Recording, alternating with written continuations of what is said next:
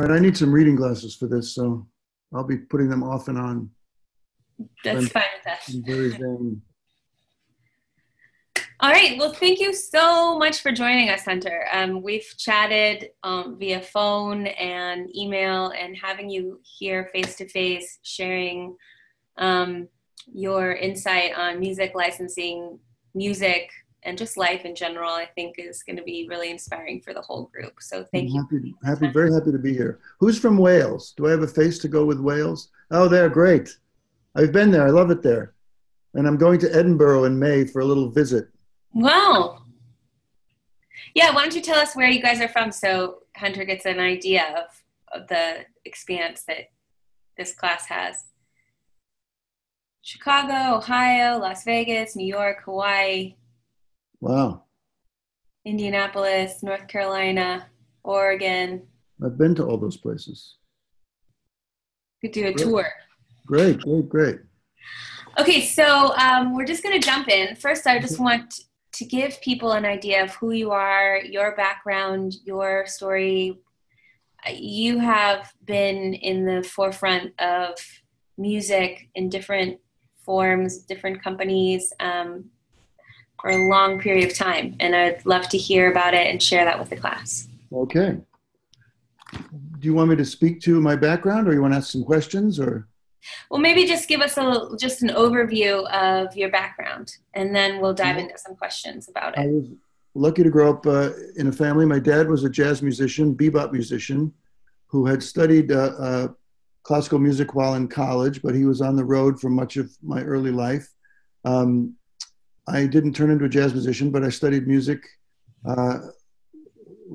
since I was a boy, and I wound up going to music school in New York City, Manhattan, Mannes College of Music, back when it was a great school. And I was a classical guitar major, classical piano major. And I was a working musician in New York City. I was lucky in the sense that I always had good ears, and I was able to earn money transcribing lead sheets for a lot of the jazz people that were around.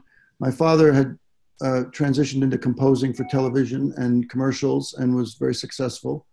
And so I lived in Manhattan. I played a Broadway show. I played concerts. I had a manager.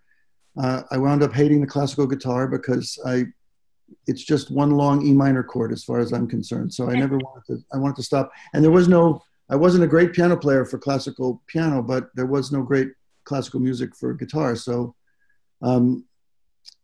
I wanted to kind of be in production, to get my hands on more different kinds of music. So I got a job as music producer at Young and Rubicam Advertising, and very quickly they liked what I was doing. They made me music director. So I was music director for Y&R for a couple of years. And I would say if I had a specific talent, in addition to my musical background, it's that I can explain music to people that aren't musicians, and I can explain to musicians and composers what kind of idea we're looking to express. So that was it's a good job description for being a music producer or a music director. I was at Y&R for 3 years, I think, and then I was hired to move to LA and be music director for Paramount Pictures. Wow. I ran their music department. I did a lot of movies and soundtracks, worked with so many great composers. Jerry Goldsmith was my mentor, and he was so dear to me. We were close until he died. I'm still very close with his widow.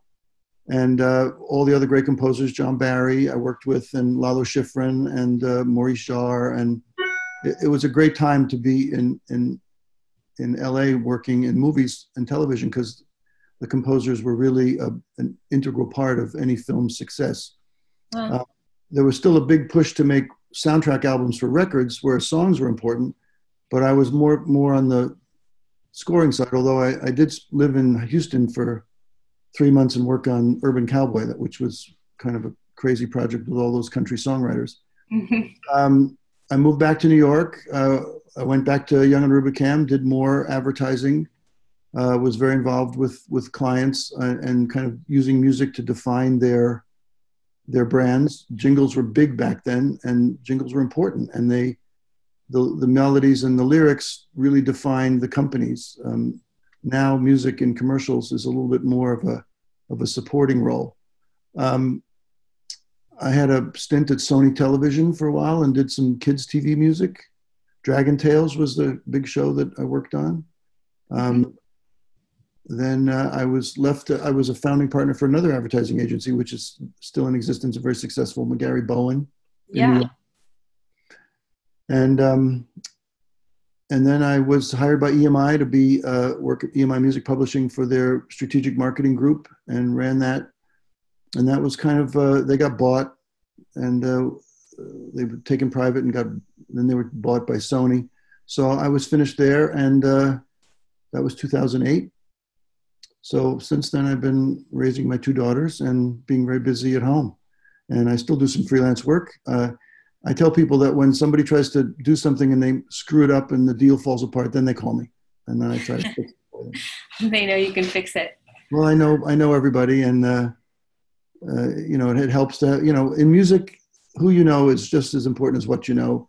Mm-hmm. Your network is really a valuable asset, and it's always good to get to know as many people as you can in a sincere way, to really know what makes them talented and what they care about musically. I think that's a great delineation in a sincere way. And your background, your resume is just incredible. I don't know, you've seen it all and done it all. And we're, just bringing up like that you worked for Y&R in the music department before it was like licensing, when it was just jingles. So that was like one of the first times that advertising agency brought in music people? I remember before the beginning of it. It was there was a campaign that we did in 1982 where it was the first licensing campaign for music, where we licensed a lot of baby boomer songs, Marvin Gaye, and I'm blanking on some of the titles, for a series of Mercury car commercials. And that was the beginning of it. I mean, licensing caught on kind of exponentially, so that by the time the late 90s rolled around, everything was licensing. So, I mean, I was always working with publishers to have them pitch song ideas, looking for songs. Before that 1982 campaign, it was common to license a song, but then change the lyrics. And it was kind of considered, you would denigrate the song by changing the lyrics and putting it in a commercial. Now, publishers and labels want to get their songs into commercials because there's so much exposure. Yeah. One of the breakthroughs was a commercial that I worked on in 2003. It was a Chase Bank, JP Morgan Chase Bank commercial, where we licensed the Five for Fighting song 100 Years. And it had been a success as a single, but not a big success. And we put it in the commercial about these young people growing up and getting married and starting their life and having a baby. And the film just tracked the lyrics, line for line. And the sales exploded for the album and the song and the group. And John Ondrasik, the songwriter, he just couldn't believe it. And he and I became close, and it was a great marketing tool. And I think it caught on for everybody right around that time. All the labels wanted to get songs into commercials that would feature the song. So now every day I'm on getting emails from publishers constantly with new playlists, new songs, new people they've signed, songs that, are iconic and famous, or songs that are brand new, that are unknown, because every agency has clients that want to have a big name song, and every agency has clients that can't afford a big name song, so they want to try a new song. Yeah. So it's a constant. I mean, my downloads folder on my computer has, every day, a couple hundred songs that they want me to listen to, and I peck through and listen. It's important, kind of keep up with things, and then you find your favorites. I wish I could find I wish someone would work on a spot that needed a song by Greta Van Fleet. That's like my new favorite rock. I just love them, just like so much intensity. You don't hear that anymore. No synthesizers, no keyboards, no loops, no samples, just rock. So. Yeah. It's so refreshing to hear. People are saying, yeah, Greta Van Fleet, and they also loved Dragon Tales. So you're getting, if you see in the comments, you're getting feedback on what I'll you're have to saying. look. I haven't been taking a look. Yeah, Well, I'll Dragon, just let you know.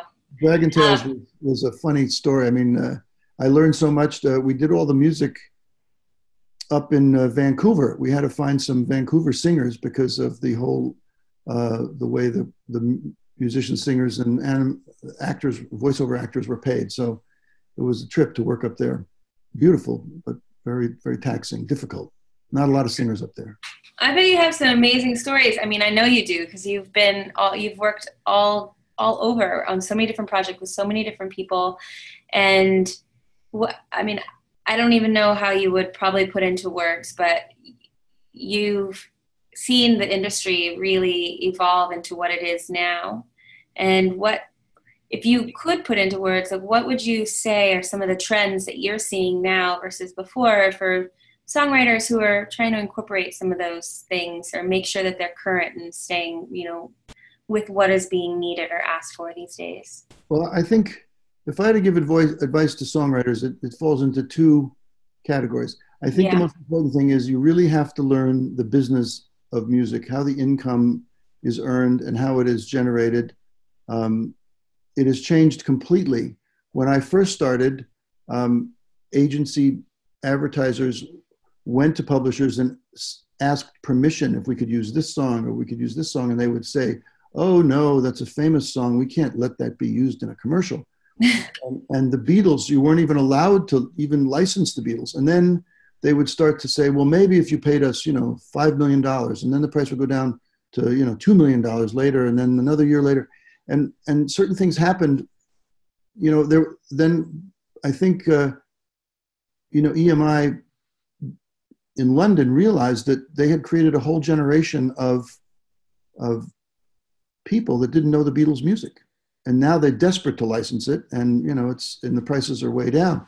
So music used to earn royalties from record sales and radio airplay, and now that's really not how music earns any money. So it now became necessary to get music into as much of content, film, video content, where it could be heard, maybe bought. It could be, it would earn royalties from being performed on television with performance royalties. And now the streaming royalties are starting to become an established fact of life. But licensing, when somebody says we want to use your song in a commercial and they're going to pay, whether it's a low budget like $25,000 or a high budget like $250,000, I say to publishers, you know how much time it takes to earn that kind of money from royalties now? It could be infinite to earn a couple $100,000 from a licensing fee if you wanted to try to make that up in royalties. So I think the most important thing for a songwriter is to learn how the business works, so that when someone wants to use some of your music in a project, you actually know its value to them, not just to you. And then, of course, I think That makes a lot of sense. we have the luxury now as producers. I expect anyone who sends me a song to have it sound fully produced. It's got to sound good. It's got to represent itself as it's going to be. When I was first working, things were piano vocal demos. You had to imagine how they would sound with a rhythm section or strings and horns. Or now I expect to hear something that sounds like the track, background vocals, echo, production, those kind of things. So I think that a songwriter now has to be their own producer. And there's two kinds of songwriters. There's songwriters that write for themselves and sing their own work. And I think that that's a certain kind of music that works for a certain kind of project and a certain kind of person. And then there are songwriters that write songs, and they're not necessarily the performer. And you see that more in Nashville, country music. Some of the big pop writers, those guys write, men and women write the songs, and then the artists perform them, whether it's Madonna or Jennifer Lopez or, Pitbull is a great example. I mean, he writes that stuff, but he's not a singer, but you know where it's coming from. Um, I mean, who's the guy that writes all the Britney Spears hits? That team. They're songwriters. So I mean, that's another kind of songwriting. And I think if you're going to be a singer-songwriter, to be honest, I find a lot of them, they write songs that reflect their musical skill at performing. They're not virtuoso piano players, so their piano playing is kind of, small and contained on the keyboard. And they're not, brilliant guitar players or so they kind of sit in a space, and if it's a wonderful lyric and a beautiful song, it has a certain mood, it can be applicable to a certain project. But I think I think the longest long-term success is for those songwriters that can write anything, a waltz or a love song or a rock song or an assignment, so to speak.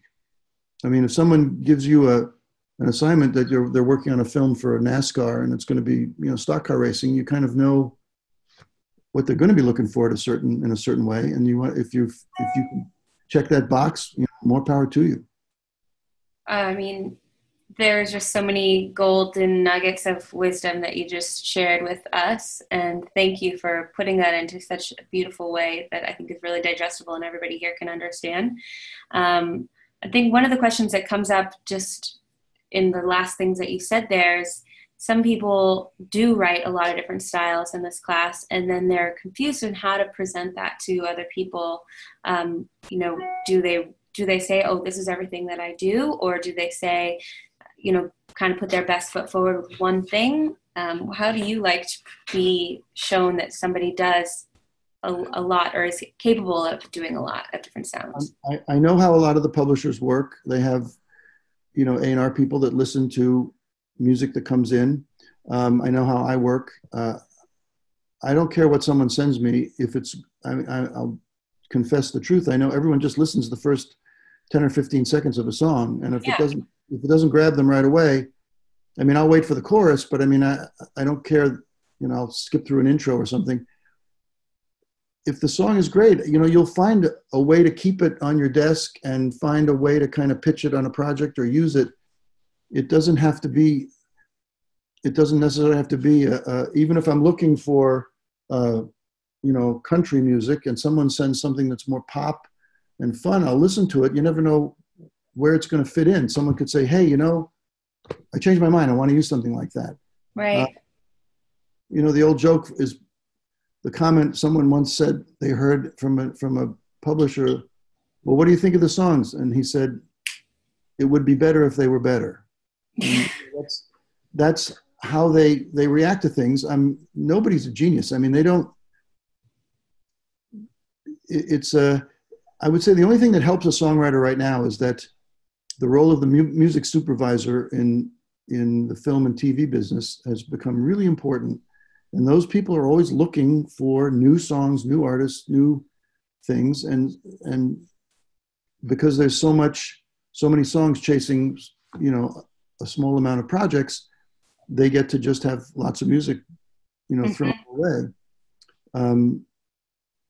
I know that everybody I've worked with, music supervisors and publishers, they feel guilty if they don't listen to everything, because God forbid you didn't listen to the one song that becomes the next huge hit that you could have had, That's interesting. Happened. Wow, yeah.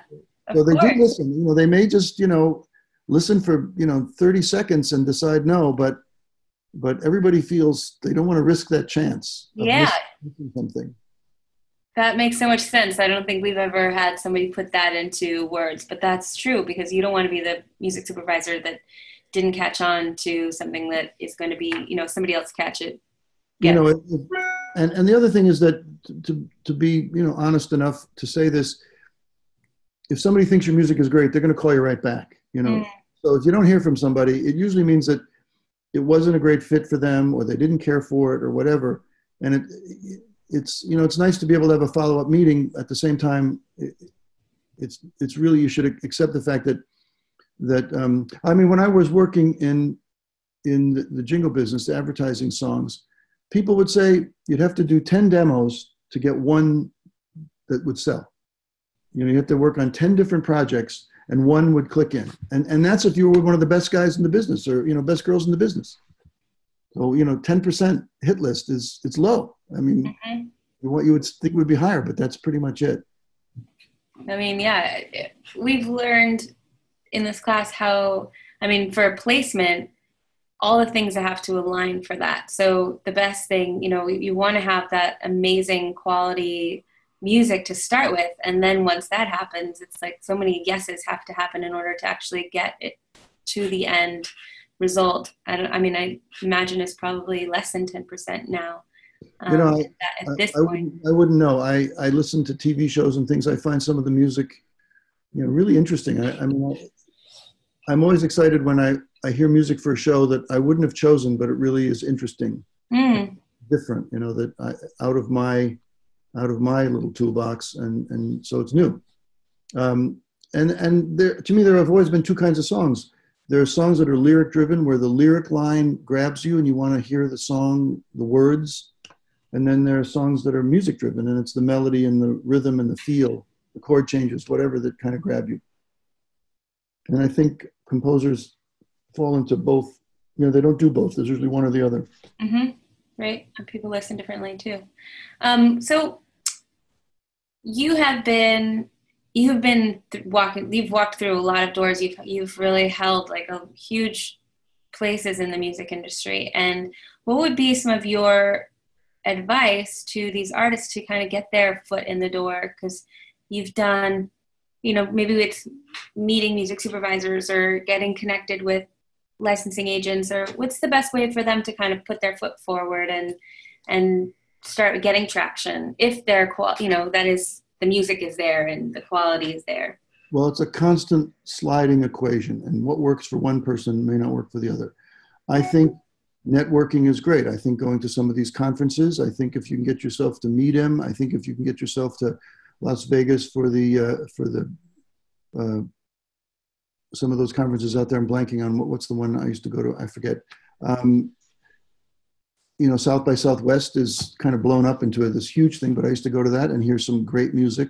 You meet people. I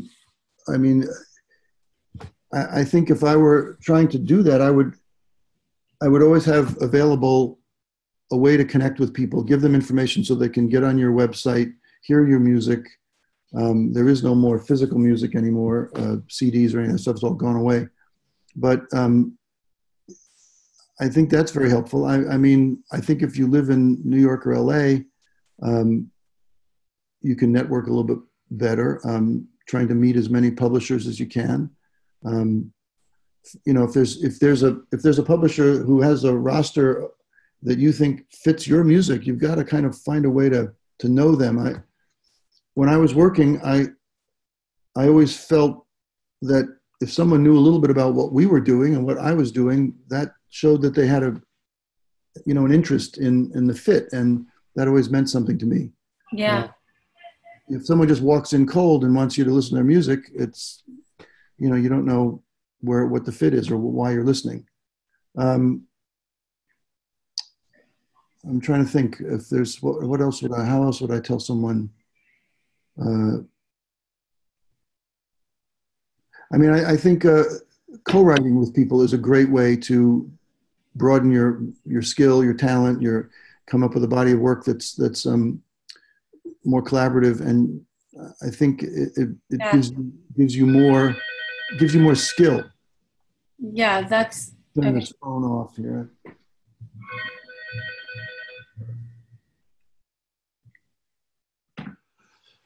I'm back. We talk about co-writing a lot, and I think what's really special about this group is that they are all over the world and they're co-writing, and what is possible to bring in all those different influences. Everybody has different influences, everybody has different networks, different circles that they travel in, so it's nice to hear that you touch on that, and just overall arcing amazing advice that you have for everybody here. And I want to open it up for questions if people have questions, and then I want to dive into the songs. So Sam asked if you have somebody that pre-screens any of your music, because you get so much music. Do you have an assistant that pre-screens any of it for you? I wish I did. I don't. that's a tricky process. Someone that you trust to kind of say, hey, that stuff wasn't, I pass on all of it. I mean, I I would do it if I had that person. I don't have that person at the moment. Um, I don't get so much music. I mean, I'm not a functioning publisher or anything at the moment, but I know there are people in New York that get an awful lot of music, and they probably do have people that kind of screen stuff through. Yeah. And are you working on any projects now? Um, I have a couple of advertising clients that keep me busy enough. Yeah.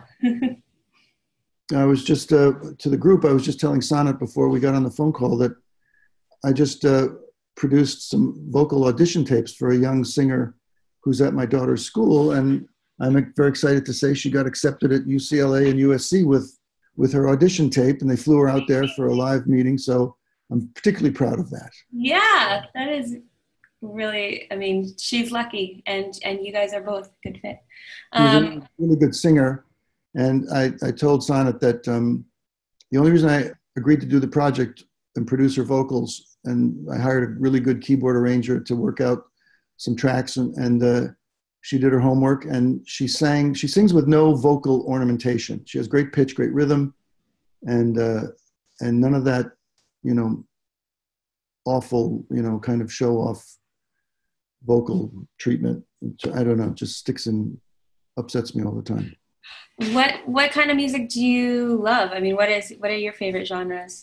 I'm a Duke Ellington fan and 19th century piano music. I have a vast knowledge of classical music and piano music, and I love all that. I'm going to the opera Friday night here in New York. I love the Met.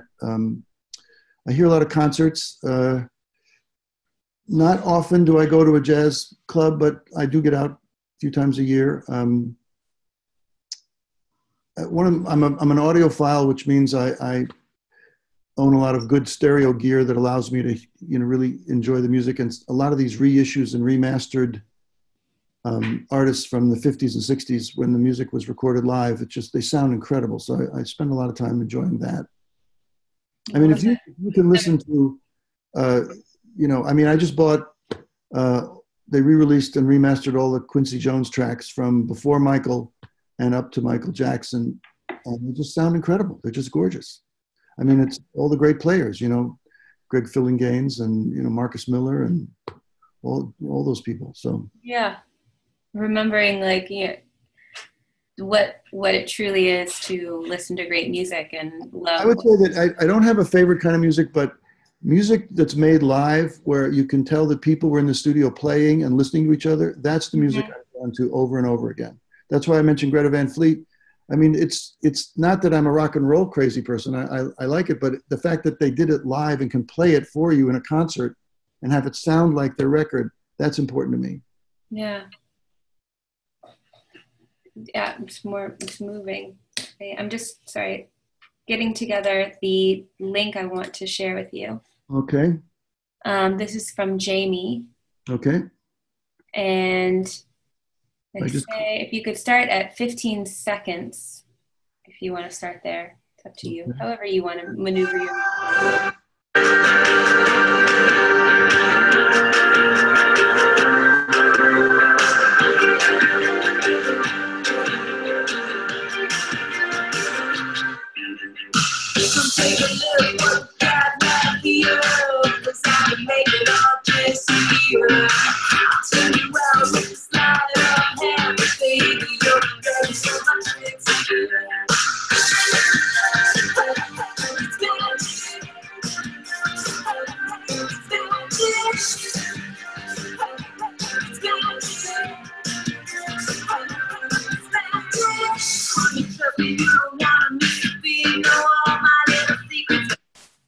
Well, I think that's terrific. Now, what do I click on to close that window? Just all right. Did I lose you guys? No, we're here. We can still see you. All right. I can't see you guys at the moment. Okay, good. I see. Okay. Hey, I like that song. I like that a lot. I think it's great. Oh, awesome. Good. It sounds like it could be anything that would work for any of these commercials that they make, whether it's, you know, Adidas or Nike or, you know, one of the car brands or something? No, I'm not seeing you at the moment. Oh, there. Oh, I see. Okay, here we go. Oh, there we go. Okay, good. I really thought it was good production. I liked it. I work with a music company here in New York called Human. I guess they're called Human Music Worldwide or something. And I think they're the top music production company for TV, films, advertising right now. They do a great job. And that music track sounds like could have been done by them. I liked it. I thought it was terrific. Wow. That's huge accolade. I mean, you hear everything. So that's awesome. Thank you. All right. Is there another one to listen to? Yeah, we've got a couple more here. This is Tony Hunt, and it's called Come On, Let's Go. And yeah. Which link is that one? Let me just post it in here again. Do you see it in the chat? Yeah, there's a few links. So the most recent one. Okay.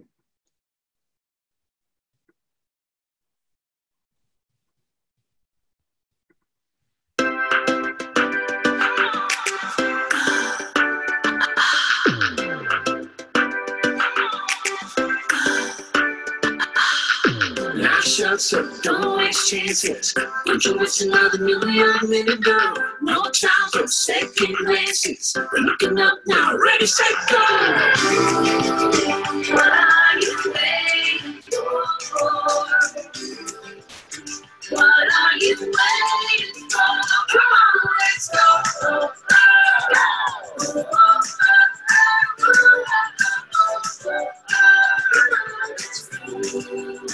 Come on, let's go.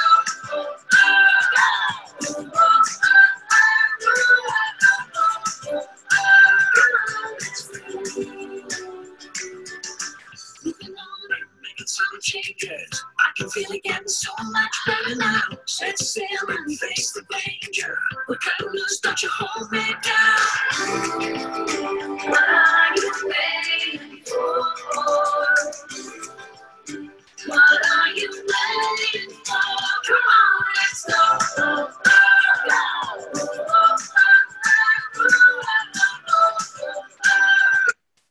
Well, I like that too. I think it has a lot of applicability to commercials. It's very pop. It's fun. I love the low male voice on the verses. I think that was really a nice production touch. I don't think you would ever hear it on television, but I liked hearing it here. It's nice, very nice. Who wrote that? Tony Hunt. He's not actually on the call, but he's going to watch the replay. Well, I like it. You know, that's the kind of song that, you know, gets pitched for a lot of different, you know, if that song belonged to a publisher or a production company, they would send it out for every project. It has a wide range of applications. That's so great to hear. Very positive, very upbeat, sounds good, sounds modern, contemporary. And it, you know, it reflects what we said in the beginning, where it's already produced. No one has to imagine what it is. It is what it is. It sounds, this is what it is. It's good. I liked it. Amazing. I mean, I feel like it's such a really big win to have you say that you like these songs and they've been working so hard, you know, taking in what they've been learning and from people like you and doing their homework and so, and, you know, talent as well. So here's another one. This is by Neil. And Jody and Charles, you guys shared last time, so I'm skipping over your session from on here. Okay, let me listen. The sun is shining now, the snow is melting to the ground, birds are coming out to sing, why don't we sing too, and why don't we sing too,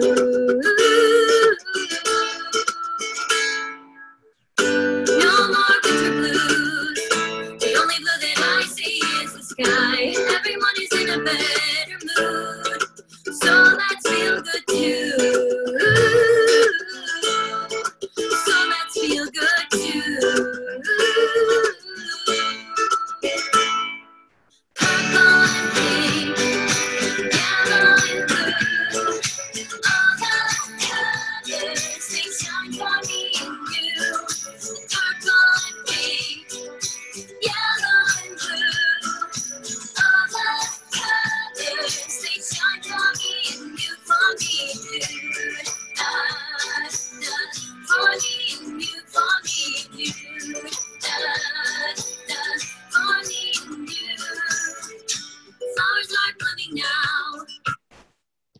I mean, it's a good song. I don't really respond to it. The lyric is a little,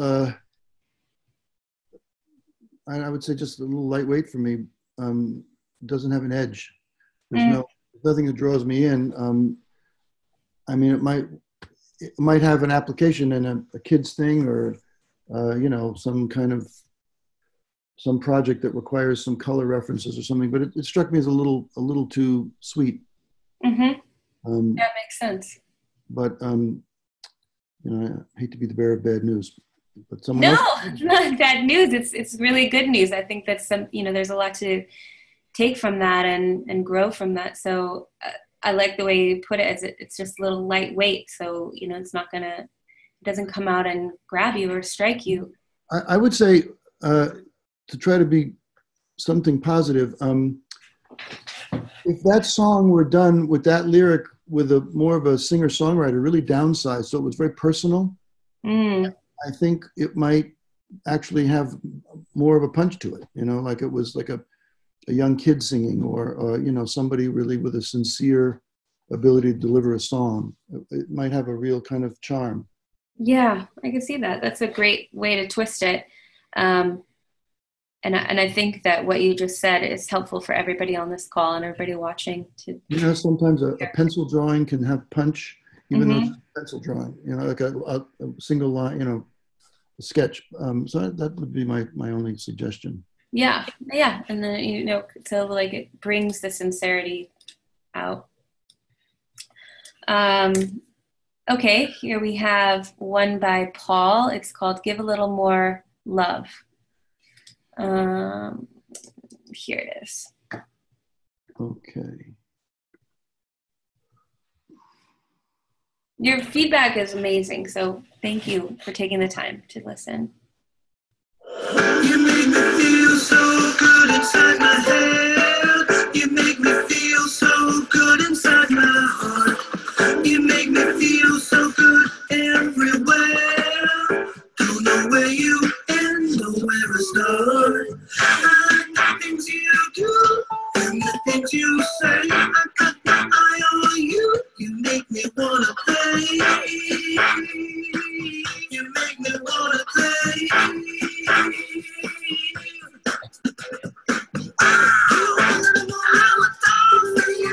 Rub my belly if I'm good. Rub my belly if I'm good. Wow. Rub my belly if I'm good. Rub my belly if I'm good.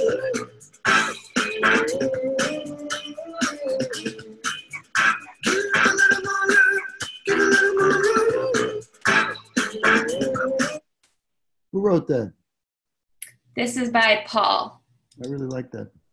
I love the little horn stabs are great. It's just that's an example of the song we talked about, where it's not the lyric that hooks you in. It's just the vibe. It's the groove, the little Bo Diddley feel. It'd be fun to submit that for something. And if somebody had a food thing or rub my belly, if it's just it could really work lyrically for an ad project.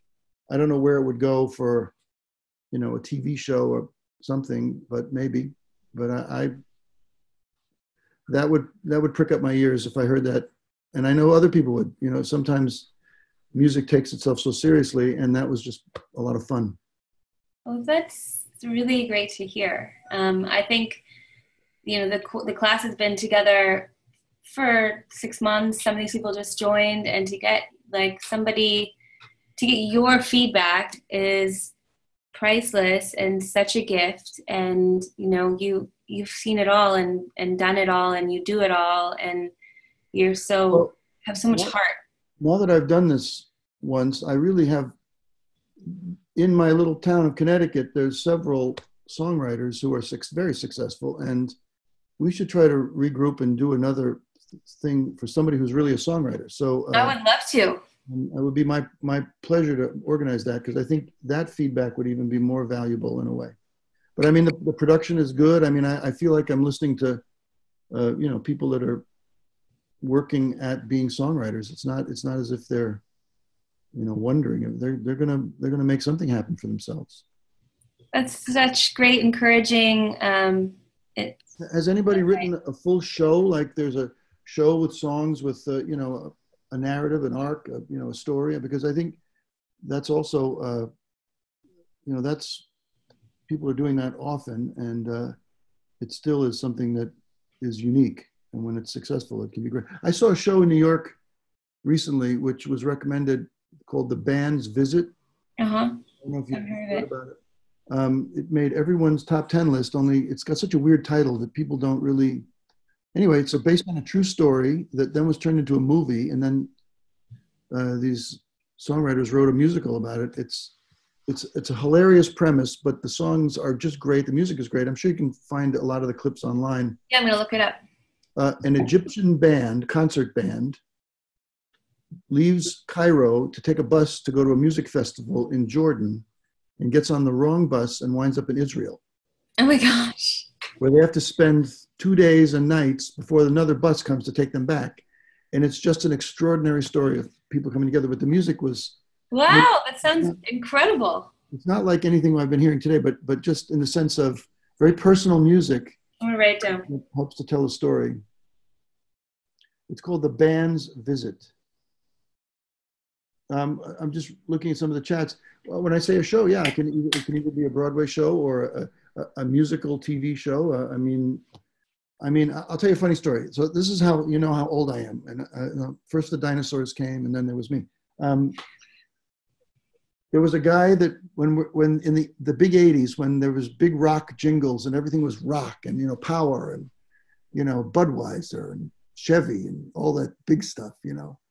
Coca-Cola. I did a lot of Coca-Cola music, and there was a songwriter that worked for one of the jingle companies, and he was a terrific songwriter, and his name was Alan Menken, and he would come in and, you know, present these Broadway show songs. But Alan, we need a rock song. It's for, you know, Budweiser and Ford and you know, get that out of here. You know, it's like, and the next thing you know, he says, well, I've got this show on Broadway. You know, I wrote the show Little Shop of Horrors. You should come see it. We go see it, and the girl in the show was a girl I'd gone to high school with. And, you know, the songs were classic kind of Broadway-ish, showy, fun. And the next thing I know, it's like, you know, Little Mermaid, and he's off to the races, you know. So I still keep in touch with Alan. We laugh about the olden days, and I tell him, here's what I know. Every March, my daffodils come up and you win an Academy Award. But I mean, sometimes the music you're writing isn't right for the time, but yet, boom, it can then shift gears in a moment, you know. Yeah, I feel like, you know, we're so lucky to be able to hear your stories and to sit here in such an intimate chat with you. You have such. He was here all day. He's always a sweet guy, and he deserves all of his success. He's a wonderful guy. But I remember, you know, get out of here with that. That's just no, Alan, you know, just wrong. It was so funny. We all kicked ourselves. Because, you know, none of us, I mean, Alan has made money. He's made real money. Yeah. I mean, I can only imagine. Oh, good. But he is incredibly talented and influenced all our lives. Absolutely. Absolutely. That's so true. So I'm going to say farewell. I haven't kept up with my chats. I don't know if that's okay. People are saying that you're very encouraging. You know, we might actually assign to them writing something to a show or you know, creating a theme-based narrative. I think that's a really great idea. I'm just looking at the Mark Fonseca wrote. He wrote a show. I just want to say, is that before La La Land or after? But I mean, I think there'll be a lot of shows that are like that. I think that period of music and the 50s.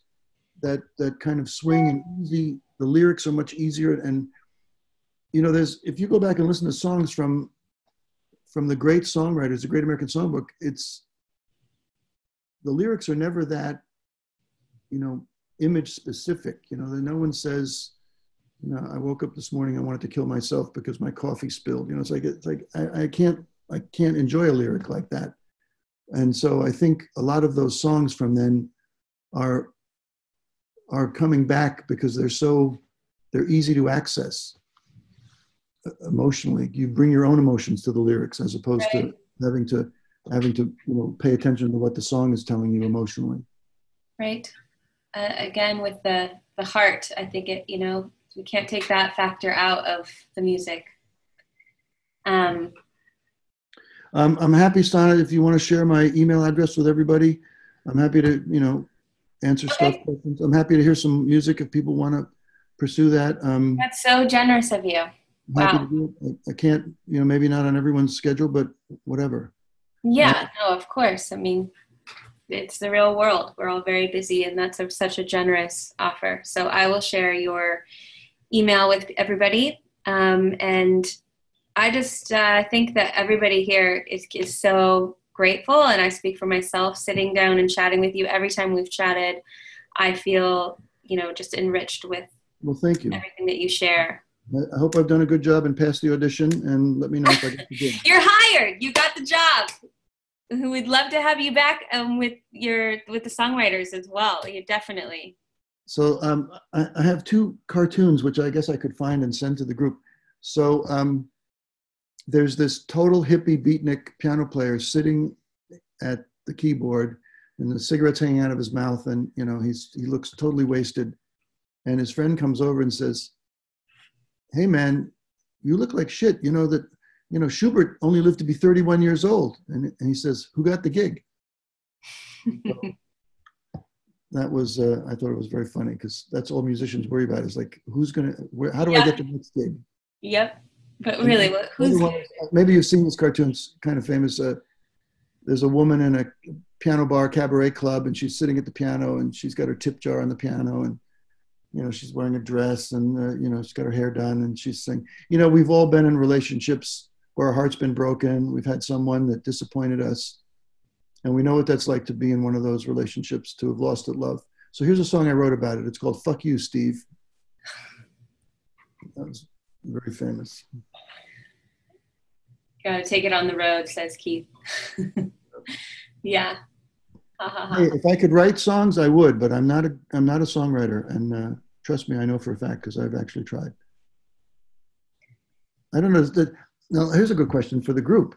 Do you guys, can you tell when you've written something great? Because every songwriter that I know can tell when they've written something really good, and I never was able to tell, so I never. No. Yeah, they're saying yes, yes, yes, yes. Lots of yeses. That's important. Okay, well, thank you, everybody. I really, really enjoyed this. I really did, and I'm happy to pursue it further. So I hope we get another go. Thank you, Hunter. All right, thank you. It's been such a good way to start the day. Okay, good. For you, it's halfway through, but thank you. All righty. All right, everybody. Bye. Bye.